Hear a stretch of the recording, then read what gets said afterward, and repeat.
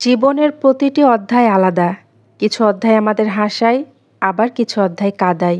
কিন্তু সবগুলো মিলে একটাই গল্প তৈরি হয়, যেটা হয় আমাদের নিজস্ব বা নিজেদের গল্প। সবাই জীবনের আনন্দ চায়, কিন্তু জীবনের দুঃখ ছাড়া সে আনন্দের আসল স্বাদ পাওয়া যায় না। তবে জীবন হলো মিষ্টি আর কষ্টের অদ্ভুত এক মিশ্রণ। বিসমিল্লাহির রহমানির রহিম।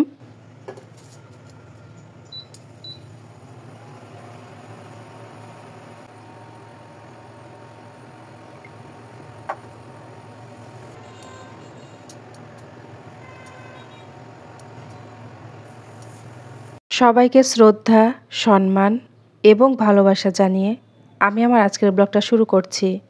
আসসালামু আলাইকুম। ঘুম থেকে ওঠার পর কোনো কাজে হাত না দিয়ে সরাসরি চলে এসেছি রান্নাঘরে, কারণ ছেলের স্কুল আছে, ওর বাবার কাজ আছে, সবাই সকাল সকাল বাসা থেকে বের হয়ে যাবে। এজন্য আগে নাস্তাটাই বানিয়ে নিচ্ছি। খেজুরের গুড় দিয়ে সুজি রান্না করছি। এতটাই তাড়াহুড়ো করে রান্না করছিলাম যে দুধ দেওয়ার কথা একেবারে আমার মনে ছিল না। পুরো রান্নাটা আমি পানি দিয়ে করে ফেলেছি। আচ্ছা, যাই হোক, কোনো ব্যাপার না, আমরা তো বাসাতেই খাবো। সুজিটা রান্না করে নেওয়ার পর এখন আমি রুটিগুলো ভেজে নিচ্ছি।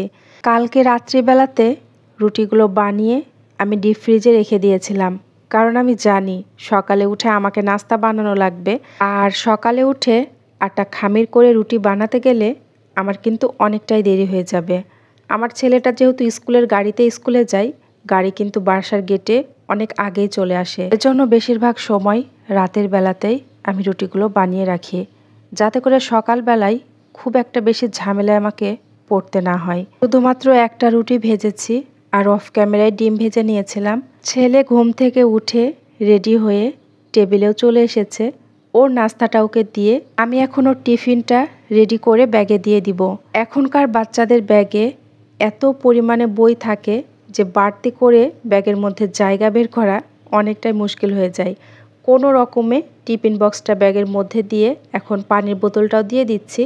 এর মধ্যে ওর গাড়িও চলে এসেছে। ও তাড়াতাড়ি করে জুতা পরে ব্যাগ নিয়ে চলে গিয়েছে। আর এখন আমি আমাদের জন্য রুটিগুলো এক এক করে ভেজে নিচ্ছি, কারণ ওর বাবাও কিন্তু রেডি হয়ে গিয়েছে।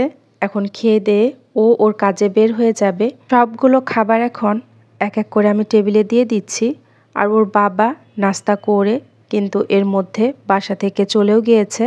আর আমিও অফ ক্যামেরায় নাস্তাটা করে ফেলেছি। তারপরে এখন সব কাজকর্ম এক এক করে করে নিচ্ছি। আমার যেহেতু কোনো কাজের লোক নাই, সমস্ত কাজ কিন্তু আমাকে একা হাতে করতে হয়। জন্য সকাল সকাল যদি ঘুম থেকে উঠে কাজগুলো শুরু করা হয়, তাহলে সময়ের মধ্যেই কিন্তু সব কাজ শেষও করা যায়। এই রুমের বিছানার চাদরটা অনেকটাই কিন্তু ময়লা হয়েছিল, সেটা উঠিয়ে নিয়েছি। আর এখন পুরো বেডটা আমি খুব সুন্দর করে পরিষ্কার করে নিচ্ছি। সব কিছু পরিষ্কার করে নেওয়ার পর আরও একটা বিছানার চাদর আমি বিছিয়ে দিয়েছি। আর এখন সাইডের ফুলগুলো একটু পরিষ্কার করে নিচ্ছি, কারণ বিছানাতে যত ধুলো ময়লা ছিল বিছানা পরিষ্কার করার সময় সব কিছু উড়ে কিন্তু এই ফুলে গিয়েই পড়েছে। আর এই ফুলগুলোতে অনেক পাতা ছিল, সবগুলো পাতা আমার ছোট ছেলেটা ছিঁড়ে সব নষ্ট করে ফেলেছে। আমি দেখা যায় বিভিন্ন কাজে ব্যস্ত থাকি, তখন ও এসে কিন্তু এই কাজগুলো করে। আর আলনার এই সাইডটা একটু দেখাই যে কি অবস্থা হয়ে আছে। পুরো আলনার কাপড় চোপড় এলোমেলো অবস্থায়, নিচের জিনিসপত্রগুলো কিন্তু ছড়িয়ে ছিটিয়ে আছে।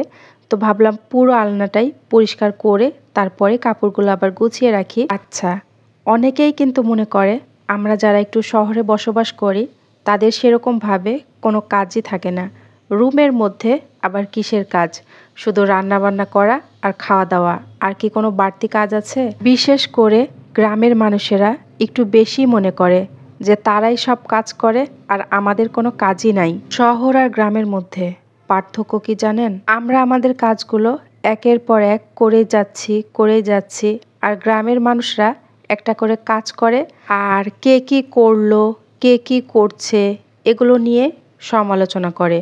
আমি কিন্তু আমার সংসারের সমস্ত কাজ একা হাতে করে থাকি। ছোট বাচ্চা সামলানো, বড় বাচ্চার পড়াশোনা, সংসারের কাজকর্ম, রান্না বান্না, যাবতীয় কিন্তু অনেক কাজই থাকে। সবগুলোই একের পর এক আমাকেই করতে হয়। আর দিন শেষে আমাকে মনে হয় যে ইস, দিনটা যদি আরও 1 ঘন্টা বড় হতো তাহলে আরও বেশ কিছু কাজ হয়তোবা করে নিতে পারতাম। গ্রামের মানুষ ছাড়া কিন্তু আরও অনেকেই মনে করে যে আমাদের কোনো কাজ নাই, বিশেষ করে ছেলে মানুষরা। আচ্ছা, আমাদের যদি কোনো কাজই না থাকতো তাহলে দিন শেষে কেন নিজের জন্য একটু সময় বের করতে পারি না? অনেক সময় হয় কি জানেন, গোসল করে আসার পর চুলটা যেভাবে বেঁধে রাখি সেভাবেই রাত পর্যন্ত বাঁধা থাকে। চিরুনি যে করব সে সময়টাও বের করতে পারি না। আমি কিন্তু কথা বলতে বলতে পুরো বাসাটাই মুছে নিয়েছি, আর মেঝেটা শুকিয়ে যাওয়ার পর জিনিসপত্রগুলো জায়গা মতো রেখে দিচ্ছি।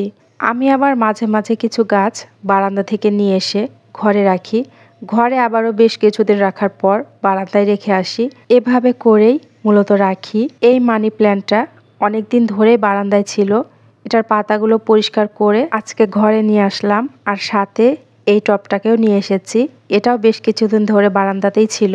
আর ঘরে গাছ রাখলে ঘর কিন্তু তখন দেখতে আরও বেশি সুন্দর লাগে। ঘর বাড়ি পরিষ্কার করার পর যা কিছু কাপড় চোপড় ধোয়ার ছিল সব কিছু ধুয়ে আমি গোসল করে নিয়েছি। আর এখন শুধু রান্নাটাই বাকি আছে। প্রায় 11:30টার মতো বাজে। এখন আমি রান্নাঘরে চলে এসেছি আর রান্নাটাও এক এক করে করে নিব। আজকে কিন্তু মুসুরের ডাল দিয়ে ডিম দিয়ে রান্না করব। তো দেখলাম বাটিতে একেবারেই ডাল কম ছিল, সেটা আমি ঢেলে নিয়েছি। তারপর আরও একটা প্যাকেট থেকে কিছু ডাল বের করে নিলাম।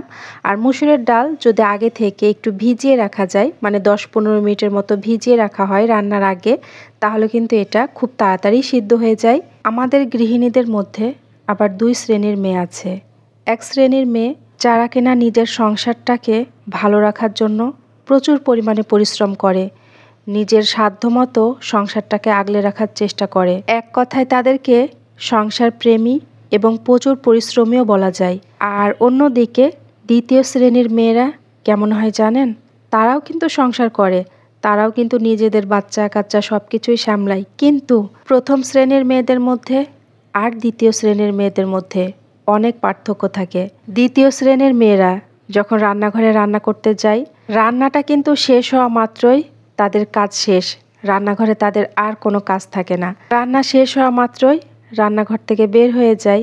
আর প্রথম শ্রেণীর মেয়েরা কিন্তু সহজেই রান্নাঘর থেকে বের হতে পারে না।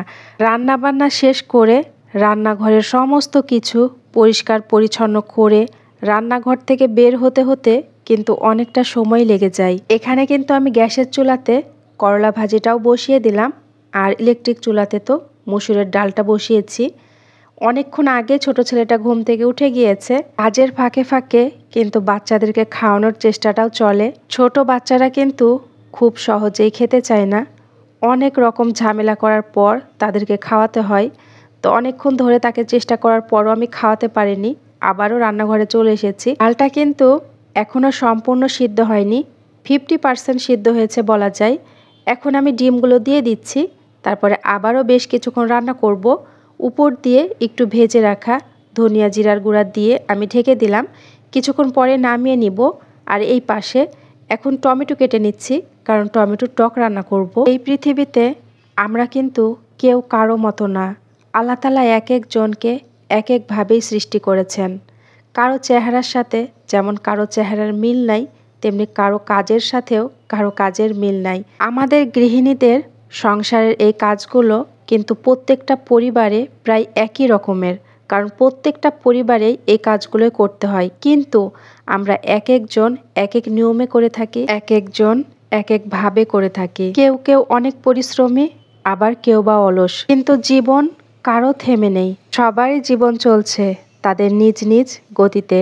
আর জীবন কখনো কিন্তু থেমে থাকে না, সে তার নিজ গতিতে চলতেই থাকে। এখানে কিন্তু আমার রান্নাবান্নাগুলো হয়ে গিয়েছে, সেগুলো আমি নামিয়ে নিলাম। আর এখন টমেটোগুলো তেলে দিয়ে নিচ্ছি। একটা প্যানে কিছুটা সরিষার তেল দিয়েছি, তার মধ্যে 2টা রসুনের কোয়া থেতো করে দিয়েছি, একটা শুকনা মরিচ দিয়ে কিছুক্ষণ ভেজে নিয়েছি। তারপরে টমেটোগুলো দিয়ে এখন একটু পরিমাণ মতো চিনি দিয়ে দিব, যে যেরকমটা খেতে চায় আর কি। এখানে আমি আমার স্বাদ মতো চিনিটা দিয়েছি। শেষের দিকে কিছুটা ভেজে রাখা ধনিয়া জিরার গুঁড়া আর 5 ফোড়নের গুঁড়া দিয়ে চুলা থেকে নামিয়ে নিয়েছি। এখন সবগুলো খাবার আমি টেবিলে দিয়ে দিচ্ছি। তো আজকে রান্না করেছিলাম মুসুরের ডাল দিয়ে আর ডিম দিয়ে, আলু দিয়ে করলার ভাজি আর টমেটোর টক, আর শেষের দিকে আমি শসা কেটে নিয়েছিলাম। সবগুলো খাবার এখন ঢেকে রেখে দিচ্ছি। আর টেবিলে দিয়ে দিলে হয় কি, পরবর্তীতে যে যার ইচ্ছা মতো উঠিয়ে খেয়ে নিতে পারে। আমার খুব একটা ঝামেলা হয় না, আমি আমার কাজগুলো আমার মতো করে নিতে পারি। টেবিলে খাবারগুলো দিয়ে এখন আমি রান্নাঘরটাও পরিষ্কার করে নিচ্ছি। এরপর বাচ্চাদেরকে গোসল করিয়ে দিব। আর ছোট ছেলেটাকে দুপুরের খাবার খাওয়ানোর সময় তো অনেকখানি সময় ওইদিকে আবারও চলে যাবে।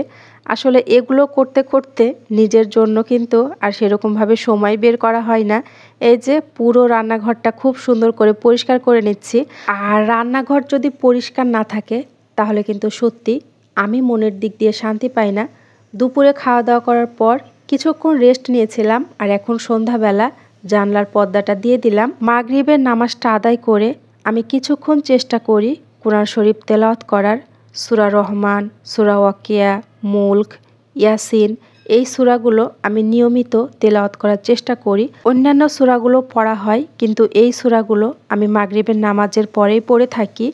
এখন আমি আবারও সন্ধ্যাবেলায় রান্নাঘরে চলে এসেছি বাচ্চাদেরকে সন্ধ্যার নাস্তা বানিয়ে দেওয়ার জন্য। এখানে কিছুটা নুডলস রান্না করে নিচ্ছি, একটু বেশি করে রান্না করেছি যাতে করে কালকে সকালবেলা বাচ্চাকে আবারও টিফিনে দিয়ে দিতে পারি। ছোট বাচ্চারা কিন্তু অনেক সময় শসা, গাজর এগুলো খেতে চায় না। তো নুডলস রান্না করার সময় আমি গাজর কুচি কুচি করে কেটে নুডলসের মধ্যে দিয়ে দিয়েছিলাম। আর এখন শসা কুচি করে কেটে নিয়ে এসেছি, নুডলস দিয়ে নুডলসের উপর দিয়ে ওদেরকে দিয়ে দিব, তাহলে খাওয়া হয়ে যাবে একসাথে আর কি। তো নাস্তার টেবিল থেকেই আজকের মতো এখানেই বিদায় নিচ্ছি। সবাই সুস্থ থাকার, ভালো থাকার চেষ্টা করবেন আর আমাদের জন্য দোয়া করবেন। দেখা হয়ে যাবে পরবর্তী কোনো ব্লগে। আজকে এ পর্যন্তই। আল্লাহ হাফেজ। আসসালামু আলাইকুম।